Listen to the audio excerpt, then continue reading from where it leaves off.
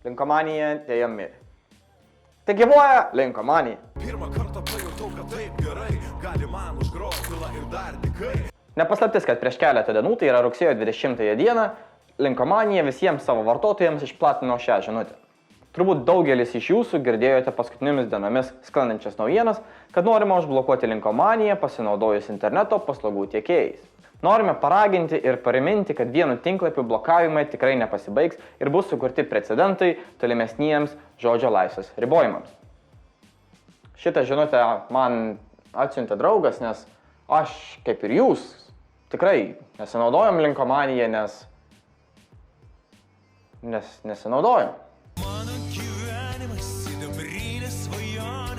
Realiai visi suprantam, kad linkomanija yra skirta filmams, siųstis filmam, gal ir nelabai legaliems įgytiem filmam, bet vis tiek, mūsų tai nestrukdo ir mes vis tiek toliau siunčiamės filmus. Tačiau linkomanija yra skirta ne tik tam, bet yra ir kitų tikrai naudingų dalykų. Pavyzdžiui, visi muzikantai, kurie dar tik pradeda, arba grupės, kurios gal dar nėra tokios populiarios ir labiau nori platinti savo muziką, jie gali pasirinkti linkomaniją. Vienas geriausių pavyzdžių - lietuviška ir viena mano mėgstamiausių grupių - Arbata. Jie nusprendė savo albumą išplatinti po linkomaniją nemokamai visiems. Jie atsispausino 500 egzempliorių savo CD ir per gyvo garso koncertus, kai koncertuodavo Lietuvoje, jie tai sugebėjo parduoti 200. Tačiau įkėlus tą albumą į linkomaniją, per dieną jis buvo parsisiųstas daugiau nei 500 kartų. Grupė nuoširdžiai liko patenkinta ir aš juos tikrai sveikinu. Piratavimas virtualiu. Antras dublis. Na ir žinoma, ne visi taip mano. Visų mūsų mylimas ir gerbiamas Andrius Mamontovas yra pareiškęs, kad piratavimas virtualioje erdvėje, tai sovietinis palikimas tų laikų, kai pavogti dešrą iš mėsos kombinato, buvo ne tik būtinybė, bet tarsi kova prieš sistemą. Na ir žinoma, Andriaus legendiniai žodžiai. Kai vieną savo albumą leidau atsisiųsti nemokamai, už ką mes labai dėkingi. Didžiausias absurdas, kad vis tiek buvo žmonių, kurie komentaruose rašė, aš tai iš linkomanijos atsisinčiau. Tai jau byloja apie visišką nesąmoningumą. Tikrai? Ar tikrai apie visišką nesąmoningumą? O gal apie tai, kad žmonės nusprendė, kad jeigu albumą dalinatės nemokamai, toks koks skirtumas, ar siūstis iš kažkokios svetainės, ar tiesiog viską parsisiųsti iš linkomanijos. Juk vis tiek, nemokamai, jums tai negaila, jūs esate geros širdies žmogus, kuris atidavė visą savo albumą nemokamai. Taip? O gal ne, o gal jums yra skirtumas, vis dėlto gal jūs gaunate reklamos iš tų žmonių, iš tos svetainės, kurioje parsisiuntė jūsų albumą. Tai gal albumas vis dėlto nėra nemokamas, gal žmonės moka savo klikais, savo laikais, savo dalinimais ir savo srautu, kur pritraukia reklamos tam kitam puslapiui. Tai vadinasi, nėra nemokamas. Nes jeigu būtų nemokamas, ar tikrai jums rūpėtų, iš kurios svetainės žmonės siunčiasi. Tuo labiau, kad iš linkomanijos žmonės gali parsisiųsti 50, 15, 20 ar net 100 kartų greičiau, negu iš jūsų, iš tos svetainės, kur nusprendėte jūs, gerbiamas Mamontovai, patalpinti visą savo nuoširdžiai nemokamą ir nuostabų albumą.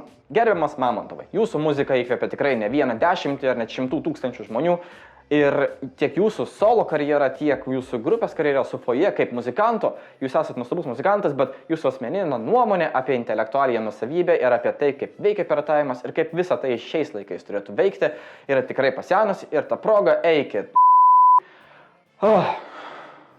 Kaip gera išsilyti. Man metų 20, o viskas išpysė, galvoju per ankstymą tiki išmirti akise. Pastebit kažką panašaus tarp noro blokuoti linkomaniją ir uždrausti laisvės televiziją, nes tai yra nelegalus dalykas. Kur dingo laisvas žodis Lietuvoje? Tai ką, man irgi reikia prasinešti Lietuvos televizijos ir radijo komisijai? Tiek aš, tiek laisvės televizija kuriame turinį toje pačioje platformoje, tai yra YouTube, kuriame lietuviams, turime apšvietimą, vieninteliai skirtumai, savaime suprantama, laisvės televizija turi gerbiamą Andrių Tapiną, turi daug didesnę komandą ir daug geresnį dirbtinį juoką. Tačiau mano kūrinys irgi teoriškai galėtų vadintis Jonas No English Television, bet ne. Tai ką, man irgi reikia prasinešti Lietuvos radijos ir televizijos komisijai? Tai ką, kiekvienas žmogus, kuris nori kažką kurti, nieko negali pasakyti, neturėdamas įgaliojimų iš komisijų? What the fuck? Kur Lietuvoje laisvas žodis dingo? Latga yra institucija, kurios vardą kiekvieną kartą išgirdus mane nukrato šiurpas. Nežinau kodėl, bet žodžiai Latga tikrai su niekuo geru nesocijuojasi. Anot lietuvosrytas.lt straipsnio, Linkomanija iš Latgos negavo nė vieno pareiškimo nuimti visą medžiagą. Kodėl? Gal todėl, kad Linkomanija meluoja ir nesako teisybės ir ko gero gavo daugybę laiškų iš Linkomanijos, nes jie kiekvieną dieną siuntė laiškus, nes žinoma, jie atstovauja savo klientus ir Linkomanijai pastoviai siųsdavo laiškus prašydami viską nuimti. Tačiau kai Linkomanijos atstovai pareiškė, kad niekas iš Latgos net nesikreipė į Linkomaniją prašydami nuimti kokį nors turinio, iškart tiesiog bando juos paduoti į teismą, gerbiamas Iškauskas nusprendė į tai neatsakyti ir nekomentuoti. Jis nenorėjo įrodyti ir paaiškinti, kad taip, Latga tikrai iš tikrųjų bandė susisiekti su Linkomanija ir tikrai bandė teisėtai nuimti turinį. Paulius Vertelka 15 minučių.lt minėjo, kad ryšių tiekėjai įveliami į teisminį procesą, kuris reikalauja resursų, tai nepraktiška, neefektyvu ir galbūt nesąžininga. Yra siūloma ieškoti sisteminio sprendimo, mes tai padaryti siūlome kultūros ministerijai. What the fuck? Tai jie tiesiog nenori eiti teismus, nes jiems tai per brangiai kainuotų ir jiems tiesiog neapsimoka, nes, well, why not? Tiesiog užtruks daug laiko ir jie net nebando išsiaiškinti, ar Latga tikrai legaliai gali uždrausti viską ir panašiai. Ir jie tuo labiau ne tik tai nieko nedaro, iškart sutiko su Latga, bet ir visą atsakomybę nuo savęs bando perstumti į Lietuvos kultūros ministerijai. Tikrai nuoširdžiai nesitikėjau pasakyti tokių žodžių, bet pasirodo, kad tiek Omnitelija, tiek Teo dirba bent keletas tikrai protingų žmonių ir jie net neketina blokuoti jokių svetainių be teismo sprendimo.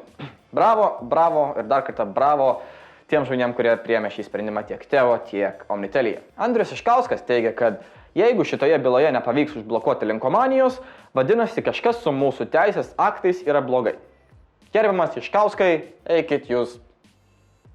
Jau antras šitam video, įdomu kiek dar bus. Paskutiniai porą žodžių apie Latgą, nes nuoširdžiai apie juos ilgai negaliu šnekėti, per daug nesusinervindamas. Žinote tą stereotipą, kur šako per filmus ir gal iš tikrųjų realiam gyvenime esat matę, gal turėjot kokį draugą, kuris buvo labai didelis homofobas, labai nemėgdavo gėjų ir sakydavo, kad jie patys blogiausi, juos reikia siųsti kuo toliau iš Lietuvos ir panašiai. Ir po keletos metų jisai pasirodo irgi yra gėjus ir tiesiog išlindo iš spintos. Tai gal su Latga irgi kažkas panašaus, gal dėl to jie labai aršiai kovojo prieš Linkomaniją? Gal su Latga ne, bet su Lanva buvo labai panašiai irgi. Tai yra asociacija, kuri kovoja prieš piratavimą ir jos lyderis, kurio vardas visada užmirštu, bet jo vardas yra Vytas Šimavičius, buvo nuteistas 2 metam kalėjimo už narkotikų platinimą. Žinoma, kas geriau yra? Narkotikai ar piratavimas? Piratavimas ar narkotikai? Jeigu aš labai smarkiai kovosiu prieš piratavimą, gal nieks nesupras, kad aš platinu narkotikus. Ir žinoma, reiktų nepamiršti Linkomanijos atsakymą į visą tai, kai jie nusprendė pakeisti savo logotipą į šį. Šaunuoliai, kas dirbat Linkomanijai. Sveiki, čia naujas aš, tiksliau čia naujas aš tu, tas kur buvo pirmas su krūtim paspringo. Įdomu, kada Latga susivoks, kad kovojimas prieš Linkomaniją tikrai nepadeda jų klientams ir niekam nepadeda, tai tik tai pamalonina jų ego, nes anksčiau ar vėliau, ko gero, galės pasakyti, taip, mes sugebėjome uždaryti Linkomaniją, didžiausia mūsų priešai. Really? Gal geriau pasirūpinkite, kad jūsų atstovaujami kūrėjai iš tikrųjų gautų pinigus už savo kūrybą? Gal pasirūpinkite, kad jų muzika tikrai atsidurtų Spotify'uje ir kad jų filmai tikrai atsidurtų Netflix'e? Didelė dalis lietuvių jau turi Spotify'ų ir Netflix'ą ir tiesiog Linkomaniją nesinaudoja, nes jiems tai yra tiesiog nebepatogu. Gal ne nepatogu, bet tiesiog didelė dalis jų tiesiog tingi naudoti Linkomaniją, nes viską gali tiesiog pasižiūrėti per Spotify'ų arba per Netflix. Tai gal pasirūpinkite, kad jūsų atstovaujama autorių kūryba atsidurtų tuose srautuose ir tai tikrai gaus pinigų už tai? Negalima, kam? Logiškai nebūtų. Todėl Latga nebando pasiimti Vevo ar Vevo šito modulio ir iš tikrųjų atstovauti savo klientams. Ko gero dėl to, kad daug geriau pasakyti, jų pačių ego bus daug labiau pamalontas, jeigu jie sugebės pasakyti, kad mes sugebėjome uždrausti didžiausią Lietuvos blogį Linkomaniją. Nors pavyzdžiui, bent viena Selo daina yra peržiūrėta milijonus kartų YouTube, kai iš Linkomanijos jo albumas buvo parsisiųstas tik 80 000 kartų. 80 000 kartų parsisiųstas albumas ar keli milijonai peržiūrų YouTube. Kas tikrai daugiau atneštų naudos jūsų atstovaujam klientams? Ką, Latga? Jeigu norit atsakyti, lauksiu. Ok, truputį pabrainstorminkit. Kas atsitiktų, jeigu Latga pradėtų dirbti ir atstovauti muzikantus? Jeigu jie pasimtų Vevo, Vivo, šitų modulį. Ir su YouTube pagalba nuimtų visą tą muziką, kuri yra nelegaliai įkelta į YouTube, kurtų naują kanalą, kuris būtų Latgos kanalas, į kurį būtume keliami nauji, geros kokybės kūriniai ir tie patys seni, nesenai nuimti kūriniai, jie tiesiog būtų perkelti iš autorių paimtais geros kokybės MP3 failais ir tie patys video būtų pakeisti, senos prastos kokybės video būtų pakeisti tikrai geros aukštos kokybės video. Kuom tai būtų blogai Latgai? Jeigu Latga tai padarytų, mano nuomonė tai yra win-win. Visi nuo to laimi. Mes, kaip žiūrovai, gauname geresnės kokybės įrašus. Latga pagerina savo vardą, nes turi YouTube kanalą, kuris ko gero būtų didžiausias Lietuvoje, kur keltų daugybę muzikos, kurią klausytų praktiškai visa Lietuva. Trečias dalykas, visi kūrėjai, kuriuos atstovauja Latga, gautų pinigus iš YouTube reklamos per Latga, Latga galėtų su jais pasidalinti visus pinigus. Kas blogai su šituo planu? Visi šitame plane laimi. Latga, išsprendžiu jūsų problemą, palikit Linkomaniją ramybėj, šitaip uždirbsit daug daugiau pinigų ir atnešit daug daugiau naudos ir visi bus laimingi. Ką? Šitą galit pasiimti nemokamai, aš jums leidžiu.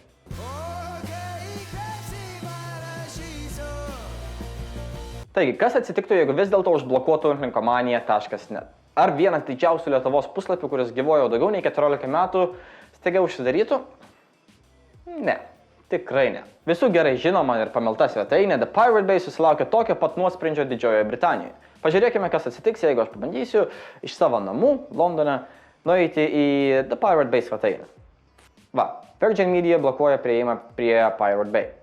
Tai reiškia, kad aš daugiau nebegaliu lankytis Pirate Bay ir tikrai nieko negaliu siųstis ir ką man dabar daryti? Ogi tikrai ne. Pažiūrėkime šitą adresą ir Pirate Bay veikia. Pirate Bay yra legendinė svetainė, kuri gyvuoja jau daugybę metų, jeigu neklystu, nuo 2003 metų ir ji tikrai niekur nedings. Kad ir kas nuimtų The Pirate Bay, tam tikra galūnė svetainės, visada atsiras kita galūnė, kur atsiras kiti serveriai, kur tikrai galėsit Pirate Bay toliau gyvuoti. Tas pats laukia ir Linkomanijos. Jeigu nebeliks linkomanija.net, atsiras linkomanija.ma, linkomanija.la ir panašios kitos svetainės. Linkomanija niekur nedings. Ir Latga tik tai švaisto savo pinigus, laiką ir vietoj to, kad iš tikrųjų kažką dirbtų vardan kūrėjų, bando pamaloninti savo ego ir padaryti kažką grandioziško ir užblokuoti Linkomaniją. Žinau, kad jau minėjau, bet dar kartelį vardan geros kloties, Latga, eikit. Ir viskas tuo pasakyta. Gal kad nors ir nebeliks Linkomanijos. Gal tiesiog Linkomanijos nebeliks mūsų visų puikiai žinomų adresų linkomanija.net, bet ji tikrai nedings. Tikrai atsiras kopijų, atsiras panašių svetainių, kurios tikrai tęs visą Linkomanijos palikimą. Ir kuom viskas pasikeis? Ar staiga Lietuvoje atsiras daug geriau gyventi ir Lietuvos kūrėjams palengvės gyvenimas? Ne. Lietuvos kūrėjams niekas nepasikeis, Latga tik tai pamalonins savo ego ir viskas tęsis kaip ir toliau. Tikrai yra išeičių, kaip išspręsti visą piratavimą ir kaip pasirūpinti, kad visi kūrėjai gautų savo pinigus. Nes taip, visi kūrėjai, kurie kuria muziką, tikrai turėtų gauti pinigus už savo kūrybą. Bet nemanau, kad Latga yra ta organizacija, kuri gali išspręsti tą sistemą. Na, bent tikrai ne šiuo metu ir tikrai ne tais būdais, kuriais bando tai pasiekti dabar. Gerai, dėkui, kad žiūrėjote, šiandien tiek ir iki kito karto.